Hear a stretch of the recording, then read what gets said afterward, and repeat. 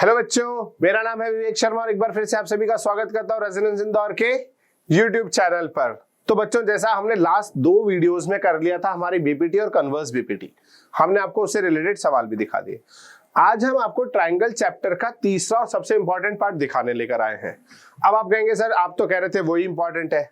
बच्चों वो इंपॉर्टेंट है, पर क्या होगा, आपको मोस्टली ट्राइंगल चैप्टर के क्वेश्चंस में ऑप्शन मिलते हैं और जब ऑप्शन मिलेगा तो यदि ऊपर की तरफ बीपीटी होगा तो नीचे की तरफ बीपीटी या कन्वर्स बीपीटी नहीं दे सकते। तो वहां क्या होगा, आपको लेकर आएगा सिमिलैरिटी। तो एक तरीके से यदि इस चैप्टर के 2 क्वेश्चन आने हैं तो एक बीपीटी थ्योरम हो सकती है और या फिर उसमें बेस्ड कोई क्वेश्चन, दूसरा इसका चैप्टर का जो दूसरा पार्ट आता है वो आता है सिमिलैरिटी। तो आज मैं आपको वही सिखाने जा रहा हूं, ठीक है। अब ये समझिए कि सिमिलैरिटी होती क्या है। यदि हम सिमिलैरिटी की बात करें तो देखो, सिमिलैरिटी जो वर्ड है ना, सिमिलैरिटी वर्ड आपके लिए कैसे आता है, 2 ट्राइंगल्स हैं, एक ट्राइंगल ये है, एक ट्राइंगल ये है। मैं कह रहा हूं ये दोनों ट्राइंगल्स एग्जैक्टली सेम है, जो इनमें डिफरेंस है ना वो इनकी साइज का है, ठीक है। अब आप इस बात को समझिए कि जैसे आप देखते होंगे, जैसे आप कभी ताजमहल देखने जाएं तो एक रियल का ताजमहल आपके सामने होता है। अब दूसरा ताजमहल हम हर कोई अभी गिफ्ट कर रहे होते हैं, याद है ना आपको कौन सी डेट को हम लोग गिफ्ट कर रहे होते हैं। तो जब हम दूसरे किसी को ये ताजमहल गिफ्ट कर रहे होते हैं तो वो वाला तो कर नहीं सकते, तो हम उसकी एक छोटी कॉपी लेकर आते हैं। वो जो छोटी कॉपी होती है ना, उसका और रियल ताजमहल में क्या डिफरेंस होता है, सिर्फ साइज का। बाकी सारी चीजें उसमें वैसी ही दिखती हैं जैसी कि रियल ताजमहल में दिख रही है। तो सेम यहां पर सिमिलैरिटी भी क्या है, वही है। ये ट्राइंगल और ये ट्राइंगल सेम है। यहां पर यदि θ1 है तो यहां पर एक ट्राइंगल का इस एंगल को θ1 दिया जा सकता है, ये θ2 है तो इस ट्राइंगल का ये दूसरा एंगल θ2 हो सकता है, और यहां पर ये θ3 है तो यहां पर ये भी θ3 होगा। अब जो डिफरेंस आता है वो इनकी साइजेस का आता है। तो सिमिलैरिटी और कुछ नहीं है, एक बड़ी चीज है, एक छोटी चीज है, और आपको उनके साइज का कंपैरिजन करना होता है। उसी को यदि हम समझें तो सिमिलैरिटी, देखिए आपने कॉन्ग्रुएंसी वर्ड पढ़ा था, कॉन्ग्रुएंसी, और कॉन्ग्रुएंसी और सिमिलैरिटी में जो डिफरेंस है वो ये है कि कॉन्ग्रुएंसी 2 ट्राइंगल्स जब कॉन्ग्रुएंट होते हैं तो आप ये वाला सिंबल यूज करते हैं, और जब सिमिलैरिटी होगी तो आप इस ट्राइंगल को इस ट्राइंगल से सिमिलर करने के लिए ये वाला साइन यूज करेंगे। मतलब नीचे इक्वल्स टू हट जाता है, क्योंकि यहां पर साइज AB का मेजरमेंट PQ के बराबर होगा, पर यहां पर AB का मेजरमेंट PQ के किसी एक रेशो में होगा। इनका जो रेशो होगा वो बची हुई 2 साइड्स के रेशो के बराबर ही होगा। तो यहां पर साइड्स का रेशो होता है, जैसे इसकी साइड्स यदि 5 टाइम्स है तो इसकी 1 टाइम होंगी, या इसकी 5 टाइम्स है तो इसकी 2 टाइम्स होंगी। ऐसे कुछ सिमिलैरिटीज के हिसाब से रेशो हो जाता है साइड्स का। क्लियर, ये बात समझ में आई। चलिए अब दूसरी बात करते हैं। यदि हमने सिमिलैरिटी और कॉन्ग्रुएंसी में डिफरेंस समझ लिया हो कि सिमिलैरिटी क्या है, कॉन्ग्रुएंसी क्या है, तो अब हम ये भी समझ जाते हैं कि इन सब को करने से हमें फायदा क्या होता है। देखो बेटा, यहां पर आपको इसके रूल्स के बारे में बात करूं यदि मैं, तो सिमिलैरिटी का रूल होता है, एक जो सबसे इंपॉर्टेंट आता है वो आता है AA, जिसको आप क्या बोल सकते हो, AAA, ठीक है। यदि हम इसके रूल्स की बात करें तो कॉन्ग्रुएंसी के बहुत सारे रूल होते थे। कौन कौन से याद हो तो आपको, SSS, दूसरा SAS, और तीसरा ASA, AAS, या फिर इसी का मॉडिफाइड वर्जन दूसरा कह सकते हैं ASA। दोनों एक ही जैसे रूल होते हैं, बस थोड़ा सा मतलब इसी फॉर्म को इस फॉर्म में लिखा जा सकता है, और एक आप लिखते थे RHS। यहां पर मोस्ट ऑफ द केसेस में आपको AAA मिलेगा, या AA भी बोलते हैं, इसका मॉडिफाइड वर्जन AA भी होता है। अब ये क्यों होता है ये भी अभी समझाऊंगा। इसके बाद एक जो आपको मिलता है SSS, एक तीसरा जो आपको मिल सकता है वो मिल सकता है SAS। ये 3 सिमिलैरिटी के रूल्स हैं। इसके अलावा एक RHS भी होता है जो हम नॉर्मली अप्लाई नहीं करते हैं।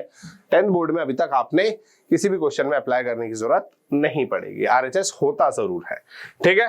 तो देखिए रूल भी ऑलमोस्ट सेम से ही है, आप देखें तो। बस अब जो यहाँ पर डिफरेंस आएगा वो कैसे लगाना है, क्या होता है वो समझते हैं, ठीक है।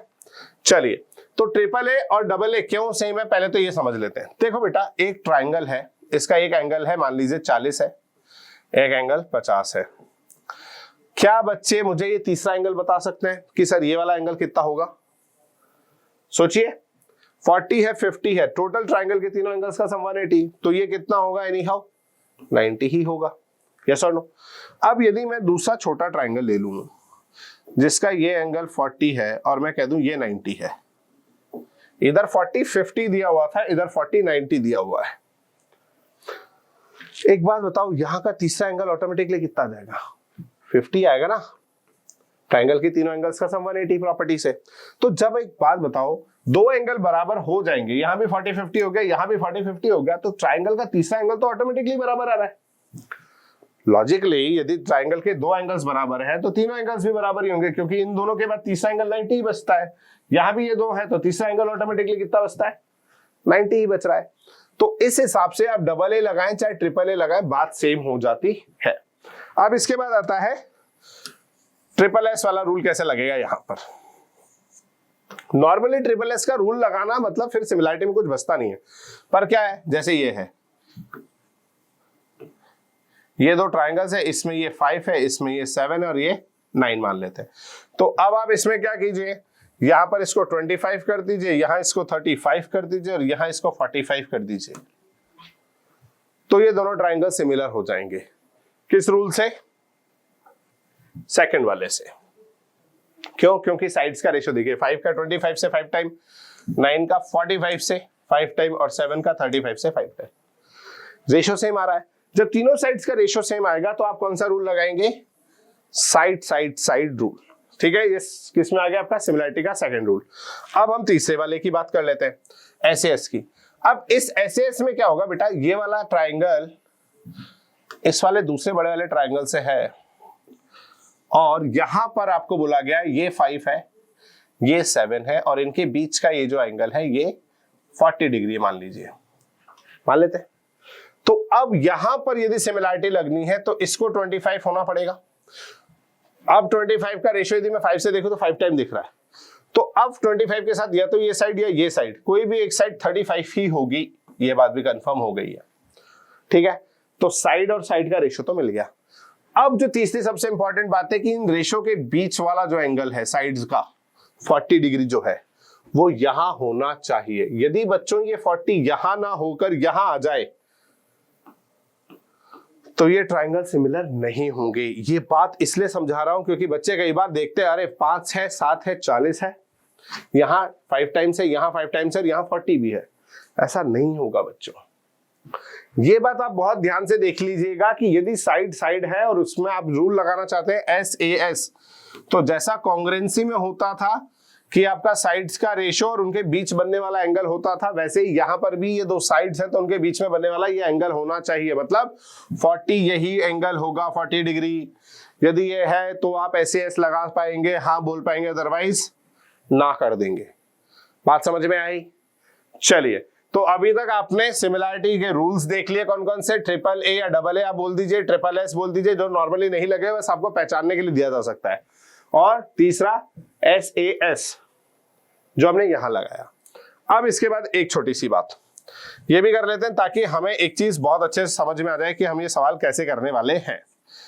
देखो बच्चा, इस काम के लिए उसने क्या करना है, आप क्या करेंगे, यहां पर नाम लिखना भी सीख लीजिए सिमिलरिटी में। इसका नाम है एबीसी और इसका नाम है PQR। अब यदि आपको इन दोनों ट्राइंगल्स को सिमिलर लिखना है तो आप क्या करेंगे, आप लिखेंगे SAS से दोनों ट्राइंगल सिमिलर हो जाएंगे। अब आता है सबसे इंपॉर्टेंट इन ट्राइंगल्स के नाम लिखना। तो सबसे पहले आप एक ट्राइंगल का नाम लिखते टाइम किसी भी एक ट्राइंगल को तो एज इट इज लिख दीजिए। जैसे आप इसमें लिखना चाहते हैं तो ABC तो एज इट इज लिख दीजिए। अब इसके बाद क्या मैं यहां पर PQR लिख सकता हूं? देखो, ट्राइंगल का नाम PQR होगा कि QPR होगा या RPQ, ऐसे 6 कॉम्बिनेशंस बनते हैं। 6 कॉम्बिनेशन में से कौन सा नाम आएगा, और सही नाम यदि आपने नहीं लिखा तो सवाल गलत है। ये बात आप समझ लीजिए। तो अब सवाल सही करना है तो इसका नाम सही होना चाहिए। तो नाम कैसे सही करते हैं बच्चों, देखो ध्यान से, आज एक बार सीखेंगे और हमेशा आपको याद रहेगा। सबसे पहले आप कोई भी जो एंगल कंफर्म हो रहा है कि ये बराबर है उसका नाम लिख दीजिए। जैसे यहां पर एंगल बी 40 डिग्री और यहां पर एंगल आर 40 डिग्री है। बी क्योंकि इस ट्राइंगल के नाम में बीच में लिखा है, तो इधर वाले ट्राइंगल में 3 स्पेस में से 40 डिग्री का एंगल जो आर है मैं उसको बीचों बीच ही लिखूंगा। ये क्लियर हो गया। अब इसके बाद ए बी मेरा 5 रेशो में है, तो यहां पे मेरे पास ये वाली जो साइड है ये 5 वाली थी, तो यदि मुझे यहां लेना है तो इसके 5 टाइम वाली मतलब 25 वाली साइड लूंगा, तो क्या आएगा आर। आर के साथ क्या होना चाहिए क्यू। अब एक ही बच गया पी, वो पीछे लिख दीजिए। नहीं तो देख लीजिए यहां पर बी सी का जो रेशो है वो 7 है, तो उसका 5 टाइम्स 35 और क्या होना चाहिए पी आर, वही है पी आर। ठीक है, सिमिलैरिटी का नाम सही से लिख देना, क्यों? क्योंकि वो क्या करवाएगा वो अभी आपको समझाता हूं। ठीक है, ये बात समझ में आ रही है आपको? चलिए अब ये बात कैसे होती है और क्या करते हैं, चलो एक सवाल से ही समझ लेते हैं। ठीक है, चलिए अब आपको एक क्वेश्चन दिया गया है जिसमें बोला गया है in the triangle ABC length of the sides are given as AP equals to 5 centimetre, मतलब आपको ये एपी 5 सेंटीमीटर दी गई है। ओके जस्ट अ मिनट, ये 5 सेंटीमीटर दी गई है, पी भी आपको 10 दिया गया है एंड बीसी आपको 20 दिया गया है, और आपसे पूछा है पी क्यू साइड की लेंथ बताइए, फाइंड पी क्यू। अच्छा ये पैरेलल दी हुई है। अब पहली बात तो यहां पर बीपीटी लग सकती है क्या? बीपीटी लग जाएगी, लगेगी क्या? देखो बीपीटी आपकी इस साइड के इस रेशियोज को इधर वाली साइड के रेशियो से कंपेयर करती है। पहली बात तो यहां पर ये बात क्लियर रख लेना। तो आप इसमें बीपीटी लगाना चाहें तो आंसर उसे बना सकते हैं, पर वो तोड़ मरोड़ के होगा, तो अपन वो वाली बात नहीं करते हैं, अपन सीधा करते हैं सिमिलैरिटी पर। तो इस सवाल को सिमिलैरिटी से कर लेते हैं। अब सिमिलैरिटी कैसे करेंगे, ध्यान से देखो। यदि जब भी दो लाइंस पैरेलल होंगी तो यहां पर ये जो एंगल बन रहा होगा θ1, यहां पर भी θ1 ही बन रहा होगा, हाँ या ना? और यदि हाँ तो बताइए θ1 इस θ1 से मैच करेगा, रीजन बता दीजिए, कमेंट बॉक्स में डालिए फटाफट से कि आपको पता है कि नहीं है कि θ1 से मैच क्यों कर रहा है। याद कीजिए बच्चों, जब दो लाइंस पैरेलल होती हैं और एक लाइन ट्रांसवर्सल लाइन उनको कट कर रही होती है तो इस तरह से बनने वाले एंगल्स बराबर होते हैं और इनका नाम होता है कॉरेस्पॉन्डिंग एंगल्स। क्या नाम होता है? Corresponding angles. तो यहाँ θ1 है, यहाँ भी θ1 होगा, और यहाँ पर θ2 है तो यहाँ भी θ2 ही होगा, सेम रीजन, कॉरेस्पॉन्डिंग एंगल। तो इस सवाल को करेंगे कैसे, आंसर तो हमें निकालना ही है। सबसे पहले हम क्या लिखेंगे, in triangle APQ and triangle ABC, angle P लिख दीजिए क्योंकि P पर एक ही एंगल बन रहा है इसलिए आप P भी लिख सकते हैं। इधर का एंगल P इधर के एंगल B के बराबर होगा, कॉरेस्पॉन्डिंग एंगल। और इसी तरह से एंगल Q जो है वो एंगल C के बराबर होगा, इसका भी रीजन क्या आएगा, कॉरेस्पॉन्डिंग एंगल। जब ऐसा हो जाएगा तो bye AA rule of similarity, AA rule of similarity,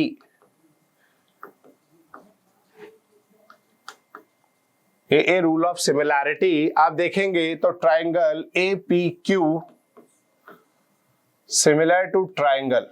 अब देखिए ध्यान से, आप यहां पे चाहते तो दोनों इस छोटे ट्राइंगल और इस बड़े ट्राइंगल में आप इस एंगल A को कॉमन भी बोल सकते थे, तो आप चाहें तो यहां पर लिख सकते हैं angle A is equals to angle A, common angle, common angle. जो आपकी इच्छा हो इन तीनों में से कोई दो यूज कीजिए, बड़े आराम से आपको AA वाले दिख रहे हैं, आप चाहें तो तीनों लिख के AAA भी लिख सकते हैं। मैंने तीनों इसलिए दिखा दी ताकि आपको ये कंफ्यूजन ना हो। अब ध्यान से देखिए, यदि इसका नाम लिखना है तो ये A वाला एंगल अपने ही A के इक्वल आया है, हाँ या ना? तो इस हिसाब से यहां यदि पहले नाम पर A लिखा है तो इन तीन बॉक्स में से पहले वाले पर मैं A लिख दूंगा शांति से, हाँ या ना? चलिए दूसरा, मेरा P वाला किसके बराबर आया है, B वाले के, तो इस हिसाब से जहां मैंने P लिखा है तो उस हिसाब से यहां क्या लिखना होगा मुझे B, और यहां क्या आ जाएगा ऑटोमेटिकली C। तो triangle APQ is similar to triangle ABC। और यदि ऐसा है तो एक बात ध्यान से देखिएगा, आपका यूजिंग सिमिलैरिटी से अब क्या रिजल्ट निकलता है, पहली दो साइड्स का रेशियो, दूसरी दो साइड्स का रेशियो और पहली तीसरी साइड का रेशियो, इधर की पहली दो साइड्स, दूसरी तीसरी साइड और फर्स्ट थर्ड साइड के रेशियो के बराबर होगा। यदि इसको लिखें तो कैसे लिखेंगे, A P upon A B is equals to A Q upon A C और इधर आ जाएगा P Q upon B C. ये हमने साइड्स का रेशियो लिख दिया। जब आपने ऐसा लिख दिया तो अब बस साइड्स की वैल्यू डाल दीजिए। आपको एपी की वैल्यू 5 दी हुई है और ए बी की वैल्यू 5 + 10 15। तो यदि एपी की वैल्यू 5 दी हुई है तो ए बी की वैल्यू 5 + 10 कर दीजिए। अभी मैं इसलिए लिख रहा हूं ऐसे ताकि आपको समझ में आए कि मैंने क्या करा है। ए बी डायरेक्ट नहीं दिया हुआ है, ए बी जोड़ के बना है, ठीक है।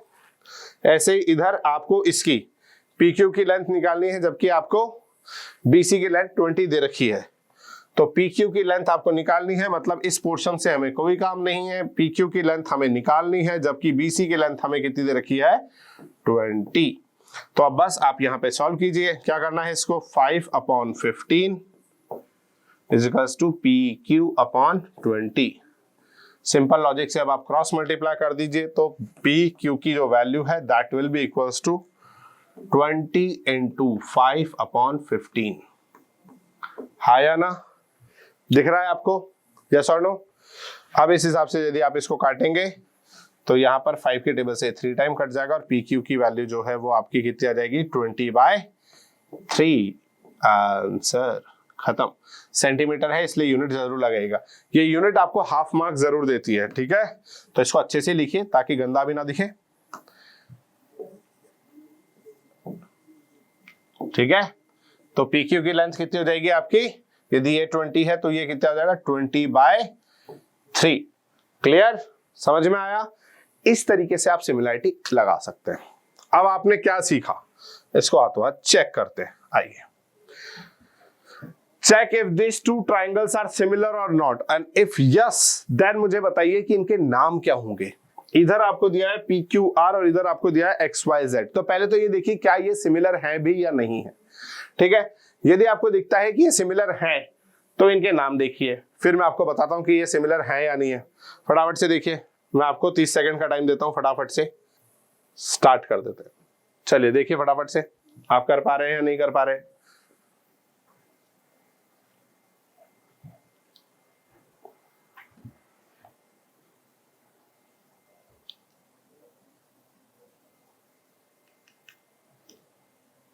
इतना मुश्किल लग रहा है क्या बच्चों, 30 सेकंड तो लगने नहीं चाहिए आपको, ठीक है।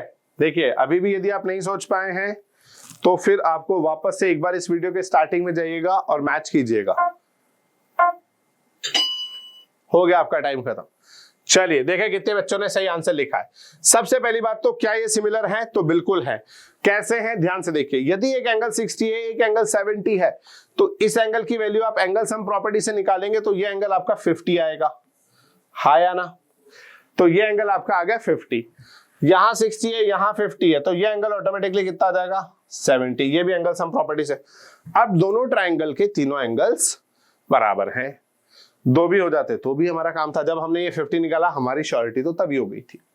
अब इनका नाम लिखना है, तो नाम कैसे लिखेंगे, ध्यान से देखो। पहले ट्राइंगल का नाम आप बड़े आराम से कुछ भी लिख दीजिए जो आपको अच्छा लग रहा हो, तो हमें उसमें तो कोई दिक्कत होनी नहीं चाहिए कि इधर पी क्यू आर था, मैंने अपने हिसाब से लिख दिया।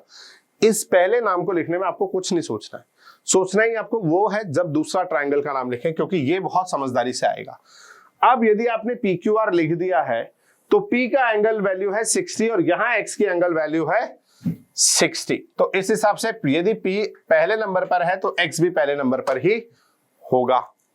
अब दूसरा देखते हैं कि Q की वैल्यू 70 है, 70 यहां पर Y है तो इसका X के साथ आएगा Y।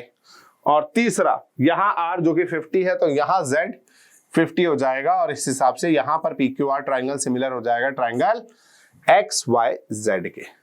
और इसका यदि मैं कंक्लूजन निकालूं कि मुझे इससे क्या और समझ में आता है, तो मुझे समझ में आता है कि जो साइड का रेशियो PQ का XY के साथ है वही रेशियो QR का लास्ट के दो का YZ के साथ है और फर्स्ट थर्ड PR का रिलेशन XZ के साथ होगा।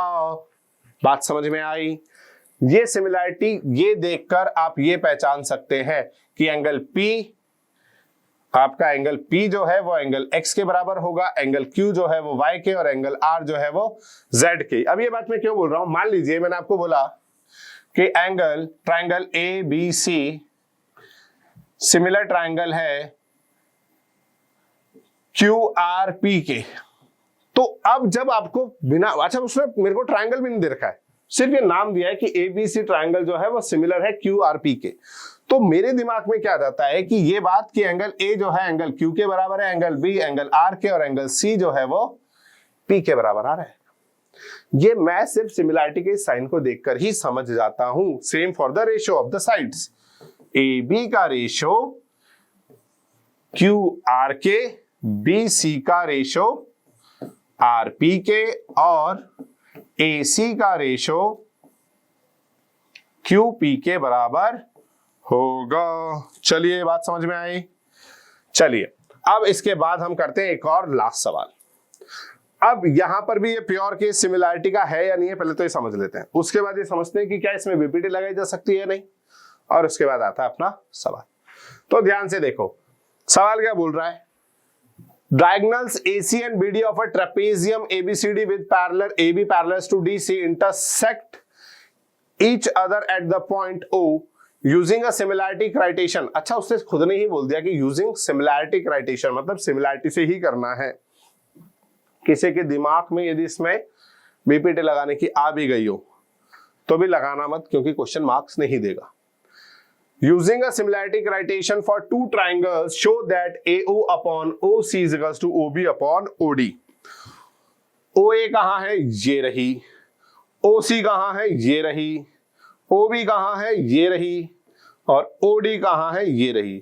अब जब मैं ऐसे साइन लगा रहा हूं तो कुछ लोग कहेंगे सर ये तो इक्वल्स टू के साइन होते हैं, तो आप तो कह रहे हो इक्वल है। इक्वल नहीं बोल रहा हूं मैं, बस अभी अपने दिमाग में ले रहा हूं कि मुझे किसका रेशो किससे निकालना है, ताकि मैं ट्रायंगल, क्योंकि देखो सिमिलैरिटी क्राइटेरियन तो उसने बोल दिया, उसने ट्रायंगल बताएगा कि किनको सिमिलर करना है।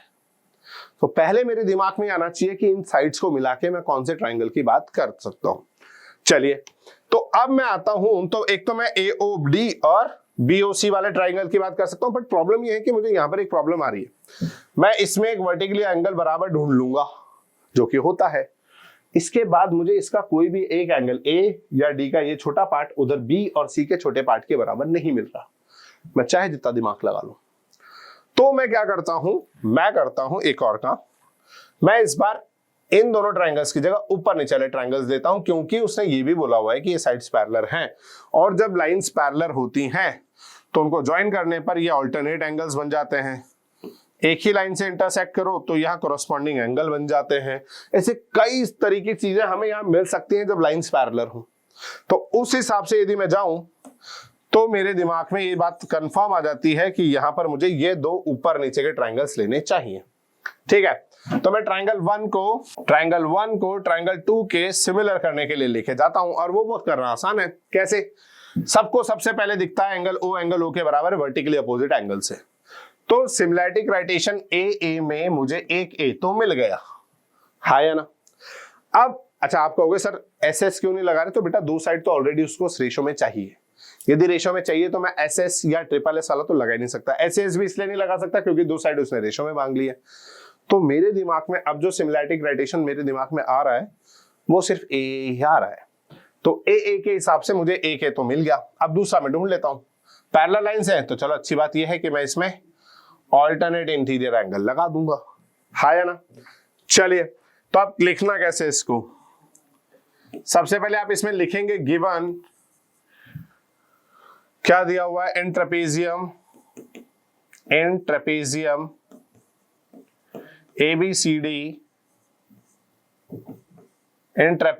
ABCD आपका जो है AB पैरेलल है DC के, ये गिवन पार्ट है। TP टू प्रूफ वाली बात जो उसने बोली है, OA का रेशो OC से और OB का रेशो OD से, ये बराबर लाना है। अच्छा कोई कंस्ट्रक्शन करने की जरूरत लग रही क्या? नहीं, क्योंकि मेरे को दोनों सिमिलैरिटी क्राइटेरियन के हिसाब से दोनों चीजें मिल गई हैं, तो मुझे कोई कंस्ट्रक्शन करना नहीं है, इसलिए मैं प्रूफ पे आ जाता हूं। तो मैं क्या करूंगा, इन ट्रायंगल कौन कौन से दो ट्राइंगल लूं, AOB और COD, and triangle AOB and triangle COD। अब मैं ऐसा क्यों लिख रहा हूं, ताकि आपको सवाल अच्छे से दिख जाए। कोई भी दो चीजें लेनी है तो मैं यहां ले लेता हूं angle AOB equals to angle COD, और जब मैं ऐसा करूंगा तो इस एंगल्स के इक्वल होने का रीजन क्या लिखूंगा, बताओ जल्दी, vertically opposite angle.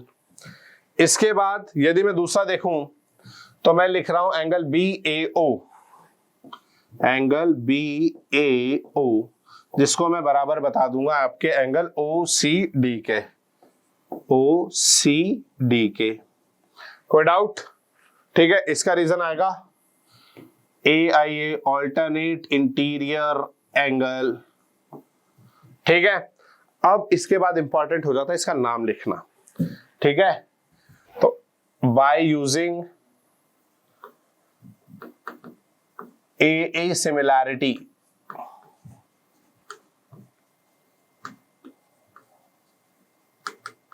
by using AA similarity triangle AOB similar to triangle, आप देखो एंगल ही पहचानने, काम खत्म। मैंने एंगल A को एंगल C के बराबर बोला, मतलब जहां A लिखा है वहां C लिखा होगा, और दूसरा O के बराबर O। तो यदि मैं A के बराबर देखना चाहूं तो यहां मुझे C मिला है, O की जगह मुझे O मिल गया। अब क्या बच जाता है, CO के हिसाब से इधर D, तो triangle AOB similar to triangle COD। So by using similarity criteria यदि आप देखें तो आपको क्या मिलेगा, OA बराबर OC बराबर OB अपॉन OD। इसके साथ साथ आपको AB अपॉन CD भी मिलेगा, जिसका आपको कोई काम नहीं है, तो आप इसको भगा दीजिए। ठीक है, जब आप ऐसा करते हैं तो अब आप इन दोनों को लीजिए, AO upon OC is equals to OB upon OD, cross multiply करते ही AO into OD is equals to OB into OC। अब ये रिजल्ट आपको ऐसा कैसे भी दे सकता है, उसने आपको कैसे दिया था, अपॉन में AO upon OC, AO upon OC, OB upon OD, ऐसे भी तो दे सकता है, ऐसे भी दे सकता है ना। रेशो आपको कैसे भी दिया जा सकता है। अभी देखो एक सवाल मैं आपको बताऊं, उसका एक रेशो दिया हुआ है, बस मैं आपको बता दूं, जैसे लिखा हुआ है AC square is equals to BD dot DC। एक बार मेरे से बच्चा पूछता है सर ये तो बहुत अजीब सा आंसर ही नहीं आ रहा था। मैंने कहा बेटा देख, वो सेम चीज दे रहा है, तेरे को सिमिलैरिटी करवा रहा है, क्या मैं इसको AC इंटू AC लिख सकता हूं, और इधर तो ऐसा लिखा ही है। अब आप किसी भी एक AC को ऊपर रखिए, इधर से कोई एक नाम पकड़ के नीचे लिख दीजिए यदि बन रहा हो तो, और इधर जो नाम ऊपर छोड़ दिया है उसके नीचे इधर वाले AC को लगा दीजिए, सिमिलैरिटी ही करवा रहा है। बट ये रिजल्ट देखते बच्चा डर जाता है कि सर ये आ कैसे रहा है, तो ये सिमिलैरिटी ही करवा रहा है। बस आपको इतना सा समझना है कि क्वेश्चन का जो आपसे आस्किंग फॉर्म है वो कैसे भी दिया जा सकता है, अपॉन में दिया जा सकता है, स्क्वायर में दिया जा सकता है, यहाँ साइड्स के मल्टीप्लाई में दिया जा सकता है। इसीलिए मैंने आपको जब ये स्टार्टिंग में क्रॉस मारे तो मैं क्या देख रहा था, मैं यही देख रहा था कि वो किन दो साइड्स की बात कर रहा है, कौन से दो साइड्स हैं, उससे मैं अपना ट्राइंगल चूज करता हूं कि मेरे लिए कौन से दो ट्राइंगल्स की बात चल रही है जिसको मुझे पढ़ना है, जिसमें मुझे सिमिलैरिटी क्राइटेरिया अप्लाई करना है। तो आपको ट्राइंगल का तीसरा पार्ट है जो मैं आपको समझा रहा हूं, ठीक है, और उम्मीद कर रहा हूं वो समझ में आ गया होगा। ठीक है, तो आज के लिए इतना ही। अगली बार से बच्चों, इस बार हमने ट्राइंगल के 3 पोर्शंस बनाए थे क्योंकि हमें पहले 2 कंफर्म क्वेश्चंस बताने थे और एक ये वाला पार्ट भी। अब से हमारे हर चैप्टर के हम 2-2 वीडियोस आपके लिए लेकर आएंगे, और अगला चैप्टर में आपके लिए ट्राइंगल्स ही लेकर आने वाला, और ट्राइंगल्स के बाद ट्रिग्नोमेट्री लेकर आने वाला हूं, जो कि सबसे मोस्ट इंपॉर्टेंट और डिफिकल्ट पार्ट्स में माना जाता है क्लास 10th में। तो इतने इजी तरीके से पढ़ेंगे कि आपको उसके बाद ट्रिग्नोमेट्री में कोई डाउट नहीं आने वाला है। ठीक है, जो भी छूटा हुआ पोर्शन है आपको कभी नहीं समझ में आया, कोई दिक्कत की बात नहीं है, हम ऐसे समझाएंगे 2 लेक्चर्स में कि आपको पूरा चैप्टर समझ में आ जाएगा। ठीक है, तब तक आज का यदि आपको ये वीडियो पसंद आया तो वीडियो को लाइक कीजिए, चैनल को सब्सक्राइब अभी तक भी नहीं करा है तो प्लीज कर लीजिए, ताकि आने वाले सारे रिवीजन टॉपिक्स आपको बड़े इजीली मिल जाए। ठीक है, थैंक यू।